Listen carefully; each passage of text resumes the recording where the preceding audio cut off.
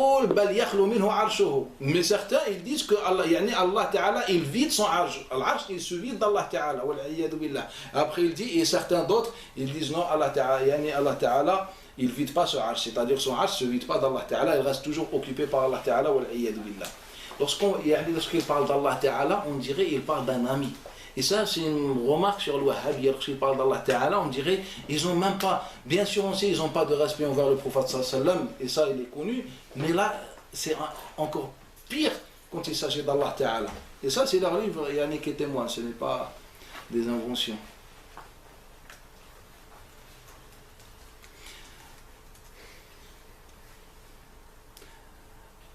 On va se diriger vers Al-Fawzan. Fawzan, il a un livre qui s'appelle Al-Ta'liq al-Mukhtasar ala al-Qasida al-Nouniyya. Ibn al-Qayyim, il a écrit une Nouniyya, soi-disant pour réfuter As-Subki. Donc, elle a été éditée en Arabie Saoudite. Et Al-Fawzan, il a fait un petit commentaire. Il s'appelle Al-Ta'liq al-Mukhtasar ala al-Qasida al-Nouniyya. La page 453. La page 463. Ibn al-Qayyim, il dit dans ses poésies واذكر كلام مجاهد في قوله أقم الصلاة وتلك في سبحاني في ذكر تفسير المقام لأحمد ما قيل ذا بالرأي والحسبان إن كان تجسيما فإن مجاهدا هو شيخهم بل شيخه الفوقاني ولقد أتى ذكر الجلوس به وفي أثر رواه جعفر الرباني. Dans sa poésie il dit, rappelle-toi de la parole de Mujahid dans le tafsir de Maqam al-Mahmoud. Le Maqam al-Mahmoud, c'est ce que Allah Ta'ala a donné comme faveur au prophète sallallahu alayhi wa sallam. Il dit, rappelle-toi de ça, lorsqu'il a commenté, interprété al-Maqam al-Mahmoud. In kana mujassima, il dit, et après son commentaire, son interprétation, si tu dis que Mujahid et les mujassim, ça c'est autre chose. Mujahid ibn Jabr, l'élève de Abdullah ibn Abbas. Regarde comment ils font peur aux musulmans. C'est Mujahid il est mujassim, c'est-à-dire c'est quelqu'un qui fait tajsim, qui dit que Allah Ta'ala c'est un corps, il donne les caractères du corps à Allah Ta'ala, qu'Allah Ta'ala il s'assoit, qu'Allah Ta'ala, etc., etc. Donc si Mujahid tu prétends qu'il est mujassim, etc., donc ça c'est un autre sujet. Donc c'est salaf qui sont mujassim, et ça c'est grave. Ils font peur aux musulmans. Après, il dit وَلَقَدْ أَتَى ذِكْرُ الْجُلُوسِ بِهِ وَفِي أَثَرٍ رَوَاهُ جَعْفَرُ الرَّبَّانِي. Il dit que Mujahid il a affirmé que Allah Ta'ala il s'assoit, yajlisu, il s'assoit. Pas istawa qui a une interprétation, non, il s'assoit. Al-Fawzan, il dit, on descend le commentaire de Al-Fawzan. Il dit وَعَسَى رَبُّكَ أَنْ يَبْعَثَكَ مَقَامَ الْمَحْمُودَ. Ça, le verset, la parole d'Allah. Qu'Allah Ta'ala, il a annoncé une bonne nouvelle au prophète sallallahu alayhi wa sallam qu'il y aura Maqam al-Mahmoud. Maqam al-Mahmoud. Donc les savants tous sans aucune divergence, tous les Ahl Sunnah ont dit, et on a vu déjà ça dans le cours de croyance, ils ont dit que le Maqam al-Mahmoud c'est l'intercession du prophète sallallahu alayhi wa sallam, c'est Shafa'a, sans aucune divergence. Mais il dit Al-Maqam al-Mahmoud an yajlisa, ça c'est le commentaire de Al-Fawzan. Là il nous rapporte que ce que Mujahid a dit précisément. Anna Allah yujlisu Muhammadan ma'ahu ala al-arsh, que Allah il fait s'asseoir avec lui Muhammad sur le trône. Il y a un trône, Allah il ramène Muhammad, il le fait s'asseoir avec lui, avec Allah. On sait bien que Muhammad c'est quoi? C'est un ange, c'est un être humain. Et les compagnons ont bien vu Muhammad sallallahu alayhi wa sallam. Et que Muhammad sallallahu alayhi wa sallam c'est une peau et une chair comme nous sallallahu alayhi wa sallam. C'est-à-dire dans son origine de Adam. Donc c'est un corps limité, le corps du prophète sallallahu alayhi wa sallam. Donc on imagine que Allah Ta'ala il va faire s'asseoir avec lui Muhammad sallallahu alayhi wa sallam à côté sur le trône. Ça c'est la parole de Mujahid soi-disant. On arrive à ça. فهذا دليل على علو الله تعالى على عرشه سبحانه وتعالى. C'est une preuve qui prouve qu'Allah Ta'ala il est sur le trône. وهذا حديث صحيح. Et ça c'est un hadith authentique. La première chose, ce n'est pas un hadith. Le hadith dans la langue arabe, ça veut dire la parole. en général. N'importe quelle parole, on dit hadith. Mais dans la religion, lorsqu'on dit un hadith, automatiquement, c'est le hadith du prophète sallallahu alayhi wa sallam. Et les savants de hadith et les fondamentalistes ont donné la définition de hadith. كل قول أو فعل أو تقرير c'est hadith. يعني parole, un acte, on dit un hadith. Donc il dit c'est هذا حديث صحيح. Il n'a pas dit athar, c'est une trace, c'est une parole. Il a dit un hadith. هذا حديث صحيح وإن كان يشوش على ضعاف الإدراك فلا عبرة به. Il a dit même si ce hadith fait mal à ceux qui ont un cœur faible, c'est-à-dire égaré, ضعاف القلوب. Moi il me fait mal ce hadith, soi-disant. D'après lui c'est un hadith. Donc moi je dis il me fait mal. Et on va voir c'est qui a raison. لا يمكن أن يقال هذا من جهة الاجتهاد أو الرأي بل له حكم الرفع. Il dit et comme on ne peut pas dire ça avec l'ijtihad, donc c'est un hadith marfou, donc c'est la parole du prophète sallallahu alayhi wa sallam. Ce n'est pas un qiyas. Quand il s'agit de la croyance, on n'utilise pas le raisonnement. Donc automatiquement Mujahid il le rapporte d'après le prophète sallallahu alayhi wa sallam. Mais même on va accepter ça. Même si le Mujahid le rapporte d'après le prophète sallallahu alayhi wa sallam. Est-ce que c'est un hadith authentique d'après le Wahhabiyya? Chez nous, c'est authentique car on accepte le hadith mursal. Et sans aucune divergence entre Ahl-Sunnah que le hadith mursal est accepté. Aucune divergence de Ahl-Sunnah. Le premier qui a divergé, c'est l'imam Shafi'i. Mais au premier temps, c'était accepté. Pour nous, l'avis prépondérant de la grande majorité des musulmans, les savants musulmans, que ce soit les savants de hadith et les autres, le hadith al-mursal, il est accepté. C'est-à-dire quand quelqu'un n'a pas entendu une parole du prophète, il la rapporte. Comme un compagnon, un tabi'i. Il dit le prophète a dit. Donc nous, on l'accepte une fois la chaîne de transmission, elle est authentique. Pour nous, il est accepté. Mais pour eux, ils n'ont jamais accepté le hadith al-mursal. Et pourquoi là, il dit le hadith authentique? Regardez comment ils ne sont pas sincères. Moi, dans ma croyance, j'accepte le hadith al-mursal. Quand il me dit le hadith il est mursal, c'est-à-dire la parole du prophète sallam rapportée par Mujahid, donc je dis accepte. Au principe, le hadith mursal, je l'accepte. Même s'il s'agit peut-être contradictoire avec ma croyance, mais je l'accepte. Maintenant, on est tous d'accord que le musulman, par exemple ceux qui disent que le hadith mursal est authentique, c'est la majorité. Bien sûr, il y a une divergence, mais c'est la majorité. Donc, moi personnellement, je suis ça avec des arguments bien sûr qui prouvent que le hadith mursal est authentique. J'accepte. Mais regardez eux, dans leur fondement, le hadith mursal n'est pas authentique, mais quand il s'agit de leurs aux objectifs, etc., ils deviennent directement authentiques. Maintenant, on revient de la parole de Mujahid. Le Mujahid, il n'a jamais dit ça. 3 personnes rapportent le hadith d'après Mujahid. Ibn Jurayj, Ibn Abi Najih et un autre transmetteur. Ibn Jurayj, Ibn Abi Najih, un autre transmetteur. L'autre transmetteur, il est faible sans aucune divergence. Si je ne me trompe pas, il s'appelle Fadl Muwaffaq. Il est faible sans aucune divergence. Et Mujahid Ibn Jurayj, ils ont dit Al-Maqam al-Mahmoud. Al-Maqam al-Mahmoud, c'est l'intercession du prophète sallallahu alayhi wa sallam. Donc le hadith dans Sina al-Hadithiyya, dans la science du hadith, on dit ce hadith munkar ishad. Car lorsqu'un transmetteur très faible ou bien faible rapporte d'après le même cheikh, d'après un cheikh, alors que d'après ce cheikh, on trouve que les savants de hadith authentiques rapportent le contraire, donc la version du transmetteur faible, on dit le hadith, il est shad ou munkar. Et tellement ils ne sont pas sincères, ils sont hypocrites, ils nous disent le hadith il est authentique. Donc le hadith il est rapporté que par 3 transmetteurs. Ibn Jurayj, Ibn Abi Najih, Wal-Fadl, Ibn Muwaffaq si je ne me trompe pas. Ala kulli hal, le transmetteur qui rapporte que Mujahid a dit que Allah Ta'ala il fait s'asseoir sur le trône le prophète sallallahu alayhi wa sallam, ce transmetteur qui a donné cette version, il est faible. Donc si on prend sa faiblesse dans ce contexte que Ibn Jurayj et Ibn Jurayj, les grands savants de l'hadith dans leur époque, et le premier qui a écrit dans la science de l'hadith c'est Ibn Jurayj, ils ont rapporté que le prophète, que Mujahid a dit l'intercession ce n'est pas qu'Allah Ta'ala fait s'asseoir, que le maqam al-mahmoud ça veut dire al-shafa'a.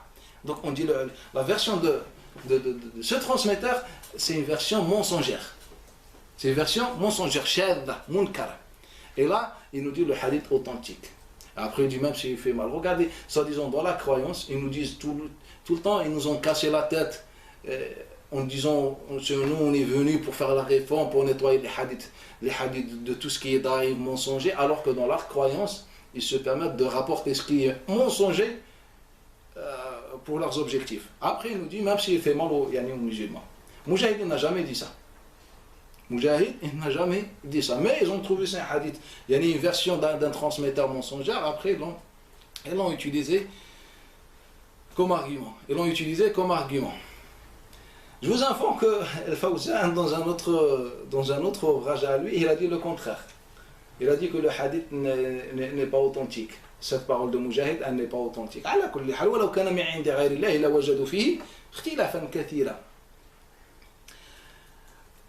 Là, on va voir Al-Uthaymin. Il a un livre qui s'appelle L'Aqida Al-Wasitiyya. L'Aqida Al-Wasitiyya. Ce sont des livres que j'ai étudiés quand j'étais petit. Mais au premier temps, et que j'avais mémorisé comme l'Usul al-Talat, Kashf al-Shubuhat, et masha'Allah, كنت فردا في هذا. J'étais unique dans ça. Je mémorisais beaucoup les livres de tout ça. De leurs croyances, etc. Parmi ces livres, c'est l'Aqida al-Wasitiyya. De l'Aqida al-Wasitiyya. L'Aqida al-Wasitiyya, c'est celle de Ibn Taymiyyah. Là, moi, je vais vous dire une vérité peut-être qui fait mal au cœur. Ibn Taymiyyah, il a beaucoup de livres. Et surtout, parmi ces livres, ce sont les livres de l'Fatawa. Il a Majmou'at al-Rasail, le recueil des lettres. Et il répondait aux questions des gens. Il a un livre qui s'appelle Majmou' al-Fatawa, qui fait 37 volumes. 37 volumes que j'ai étudiés quand j'étais petit.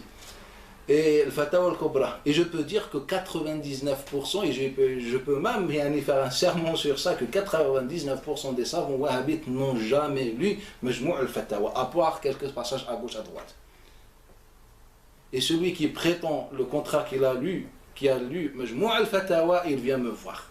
On fait un débat sur n'importe quel sujet, développé par Ibn Taymiyyah dans ce qu'il veut. Et on va voir c'est qui peut donner avec la précision où il a dit, comment il a traité le sujet et dans quel endroit et dans quel pas. Jusqu'à maintenant, avec la grâce d'Allah Ta'ala, jusqu'à maintenant, je me rappelle exactement la page et même la ligne dans la page où il a développé ces sujets. Non. Ala kulli hal. Le problème, quand tu ne maîtrises même pas ta religion, c'est ça encore, il y a pire. Donc, il a écrit Majmou' al-Fatawa, il a écrit Al-Fatawa al-Kubra, de 5 volumes, 5 gros volumes, Fatawa al-Kubra. Bismillah. Et dans ce Fatawa, il prétend, avant de parler de Ibn Taymiyyah, je vais vous donner un exemple, comme ça vous allez me répondre, bien vous allez vous répondre vous-même, avec une objectivité. On imagine maintenant, on est dans ce siècle. On imagine qu'il n'y a ni Internet, ni téléphone, ni des moyens de communication, ni médias, ni rien du tout. C'est comme avant.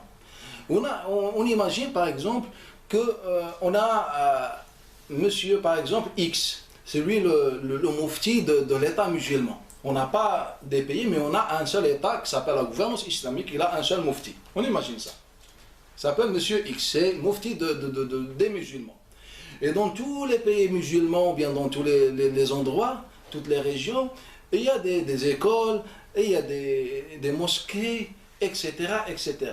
Et dans toutes ces mosquées, il y a des imams. Mais lorsqu'on parle des imams d'avant, ce n'est pas des imams de maintenant, un dépannage. Ça peut-être même pas peut-être, avec une certitude formulée, une phrase en arabe. Mais avant, c'était des muftis. L'imam, c'est lui le meilleur dans la communauté. C'est pas comme maintenant. L'imam, c'est lui, il y a le nul dans tout, que ça soit dans la politique, dans le social, dans la culture, même dans le langage, dans la langue, dans les sciences, c'est lui le tout dernier. Et vous témoignez, je pense. Donc, on imagine qu'il y a des imams, des grands savants partout, des muftis dans les mosquées, des écoles, masha'Allah. Masha'Allah. Et on a le mufti, etc. Et on imagine que quelqu'un dont cet entourage est considéré comme un hors la loi. Elle est toujours en prison. Elle est toujours en prison. Et il n'a pas de mosquée. Il n'a pas de mosquée. Il est ni imam. Il n'a pas un titre officiel. On est d'accord. Si les musulmans ont des questions, ils se dirigent vers qui? La grande majorité des musulmans, ou bien les musulmans, ils se dirigent vers qui? Vers les savants, vers les humains, etc. Ou vers quelqu'un qui n'est même pas connu, qui est inconnu, qui passe toute sa vie en prison. Et il n'a pas de titre officiel. Il n'a pas de... Déjà, on vit dans cette époque. Regardez les personnes médiatisées, etc.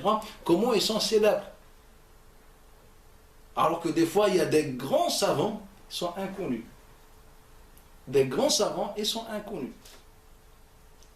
Donc, et après, on trouve que tous les musulmans ont envoyé des questions à cette personne qui est considérée hors la loi, et il n'a pas de mosquée, il n'a pas d'école, il n'a rien du tout.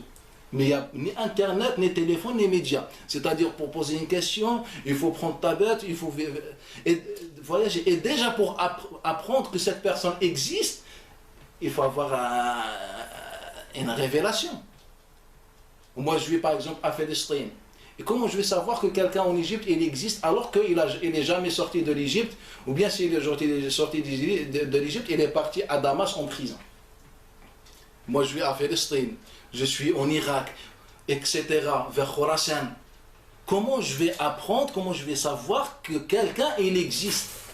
Alors que dans Majmou al-Fatawa, l'objectif de tout ça, que dans son livre Majmou al-Fatawa, al-Fatawa al-Kubra et le recueil de ses lettres, on trouve que toute l'humanité envoie des questions et vient poser des questions à Ibn Taymiyyah.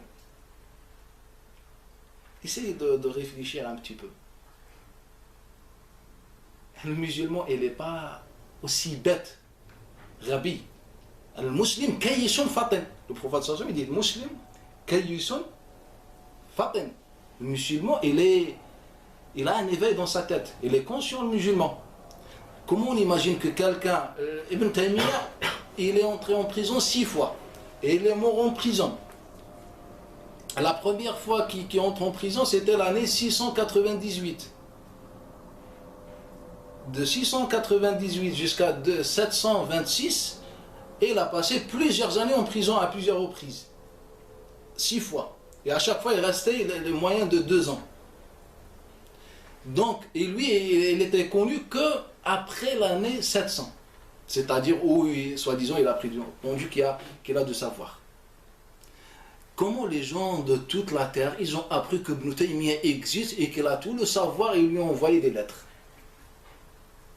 Il n'y a ni internet, ni téléphone, ni rien du tout. Comment ça? Il faut être un peu logique. Il n'a pas une armée qui ouvre les terres et parle de lui. C'est quelqu'un isolé.